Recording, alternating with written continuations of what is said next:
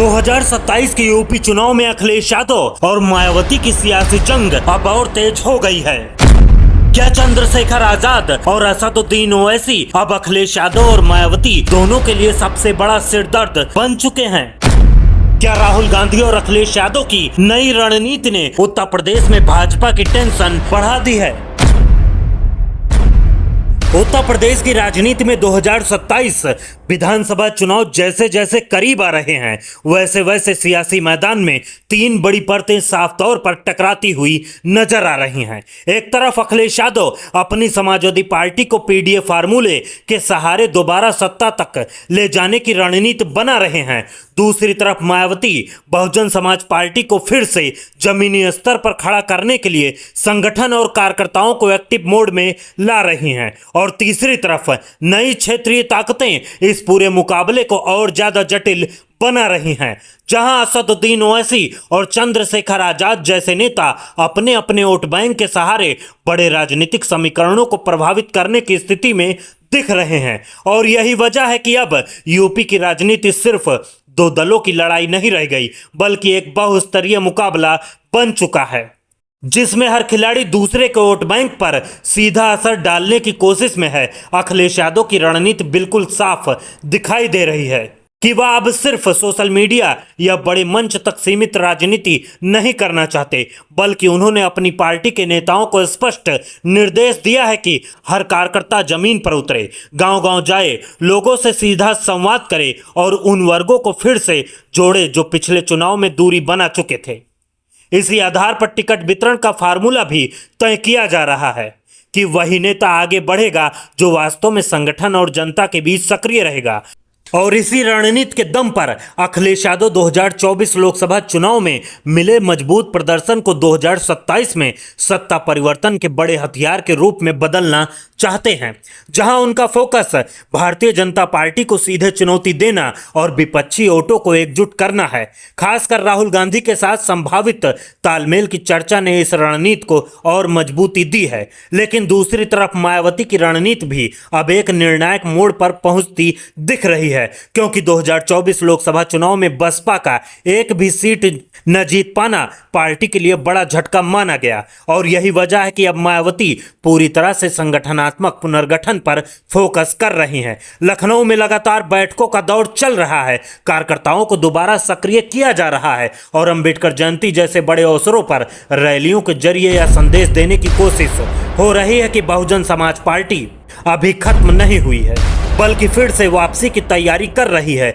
लेकिन असली चुनौती यह है कि बसपा का पारंपरिक दलित वोट बैंक धीरे धीरे खिसकता हुआ नजर आ रहा है, क्योंकि कई पुराने नेता और प्रभावशाली चेहरे अब समाजवादी पार्टी की ओर रुख कर चुके हैं, जिसमें आर.के. चौधरी जैसे सांसद और लालजी चौधरी जैसे नाम शामिल हैं। और यह बदलाव मायावती के लिए एक गंभीर राजनीतिक संकट की तरह देखा जा रहा है, क्योंकि इससे संगठन और वोट बैंक दोनों पर असर पड़ रहा है। वहीं अखिलेश यादव इसे अपनी ताकत में बदलने की कोशिश कर रहे हैं और यही कारण है कि सपा लगातार खुद को मजबूत स्थिति में दिखा रही है। इस बीच असदुद्दीन ओवैसी का यूपी की राजनीति में बढ़ता हस्तक्षेप भी समाजवादी पार्टी के लिए एक नया चुनौतीपूर्ण पहलू बनकर सामने आ रहा है, क्योंकि ओवैसी जिस तरह से कई सीटों पर अपनी उपस्थिति दर्ज कराने की रणनीति बना रहे हैं, वह सीधे तौर पर मुस्लिम वोट बैंक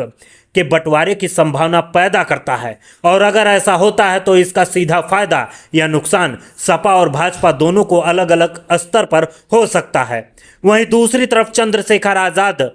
का उभार बहुजन समाज पार्टी के लिए सबसे बड़ी चुनौती के रूप में देखा जा रहा है, क्योंकि वह दलित राजनीति में एक नया विकल्प पेश कर रहे हैं और सभी सीटों पर चुनाव लड़ने की रणनीति के साथ एक अलग राजनीतिक मोर्चा बनाने की कोशिश कर रहे हैं, जिससे बसपा के पारंपरिक वोट बैंक में सीधा विभाजन हो सकता है और मायावती के लिए अपनी पुरानी पकड़ वापस पाना और भी मुश्किल हो सकता है। इसी पूरे समीकरण के बीच तीसरे मोर्चे की संभावनाएं भी लगातार चर्चा में हैं, जहां विभिन्न छोटे दल और क्षेत्रीय ताकतें मिलकर एक नया गठबंधन बनाने की कोशिश कर सकती हैं। लेकिन सवाल यह है कि क्या यह मोर्चा वास्तव में एकजुट रह पाएगा या भी केवल वोटों के विभाजन का कारण बनेगा। और सबसे बड़ा सवाल यही है कि इस पूरे बदलते राजनीतिक माहौल में अखिलेश यादव अपनी रणनीति के जरिए क्या भाजपा को सत्ता से बाहर कर पाएंगे या फिर मायावती अपनी खोई हुई जमीन वापस हासिल कर पाएंगी, क्योंकि अब यूपी की राजनीति सिर्फ दलों की नहीं बल्कि वोट बैंक, नए चेहरे और बदलते समीकरण की जंग बन चुकी है, जहां हर कदम अगले चुनाव की दिशा तय कर सकता है। अखिलेश यादव ने अपनी रणनीति को अब पूरी तरह जमीनी और संगठनात्मक स्तर पर केंद्रित कर दिया है, जहां उनका सबसे बड़ा फोकस केवल बयानबाजी नहीं बल्कि एक मजबूत राजनीतिक मशीनरी तैयार करना है। इसी क्रम में उन्होंने पार्टी के वरिष्ठ और अनुभवी नेताओं को अलग अलग जिम्मेदारियां सौंपनी शुरू कर दी है, ताकि संगठन के हर स्तर पर सक्रियता बनी रहे और चुनावी तैयारियां बूथ स्तर तक मजबूत हो सकें। इसी रणनीति के तहत प्रोफेसर राम गोपाल यादव और शिवपाल यादव जैसे अनुभवी नेताओं की भूमिका को भी रणनीतिक ढंग से उपयोग किया जा रहा है, जिससे संगठन में संतुलन और अनुभव दोनों का लाभ मिल सके। वहीं दूसरी तरफ अखिलेश यादव ने महिलाओं को राजनीतिक रूप से और अधिक सक्रिय करने के लिए एक मजबूत महिला टीम तैयार करने की दिशा में बड़ा कदम उठाया है, जिसमें इकरा हसन, प्रिया सरोज और डिंपल यादव जैसे प्रमुख चेहरे शामिल किए गए हैं, जिनके जरिए समाज के विभिन्न वर्गों तक पार्टी की पहुंच को और मजबूत किया जा रहा है। यह रणनीति खासतौर पर महिला वोट बैंक को साधने और उन्हें पार्टी के साथ जोड़ने की दिशा में महत्वपूर्ण मानी जा रही है। इसके साथ ही अखिलेश यादव मुस्लिम वोट बैंक को लेकर भी लगातार सक्रिय दिखाई दे रहे हैं और समाजवादी पार्टी की पुरानी सामाजिक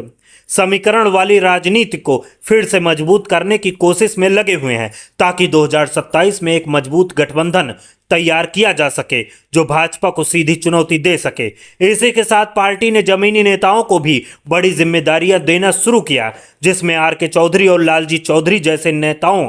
की भूमिका अहम मानी जा रही है, क्योंकि ये नेता न केवल संगठनात्मक अनुभव रखते हैं बल्कि दलित और पिछड़े वर्गों के बीच उनकी पकड़ भी मजबूत मानी जाती है, जिसमें समाजवादी पार्टी को ग्रामीण क्षेत्रों में बड़ा फायदा मिलने की संभावना है। इसी रणनीति का एक बड़ा हिस्सा यह भी है कि समाजवादी पार्टी के कार्यकर्ता अब लगातार गांव-गांव जाकर चौपालों का आयोजन कर रहे हैं, जहां जनता से सीधा संवाद स्थापित किया जा सके और स्थानीय मुद्दों को उठाकर लोगों को पार्टी में जोड़ा जा सके। अखिलेश यादव ने स्पष्ट निर्देश दिए हैं कि समाजवादी पार्टी का हर कार्यकर्ता अब सक्रिय भूमिका में दिखाई दे और केवल चुनाव के समय नहीं बल्कि लगातार जनता के बीच मौजूद रहे। इसी दिशा में अंबेडकर जयंती को भी समाजवादी पार्टी ने एक बड़े राजनीतिक अभियान के रूप में अपनाया और गांव-गांव अंबेडकर जयंती मनाई, ताकि दलित समाज के बीच अपनी पकड़ को और मजबूत किया जा सके। वहीं दूसरी तरफ अखिलेश यादव लगातार प्रेस कॉन्फ्रेंस कर रहे हैं और केंद्र सरकार से लेकर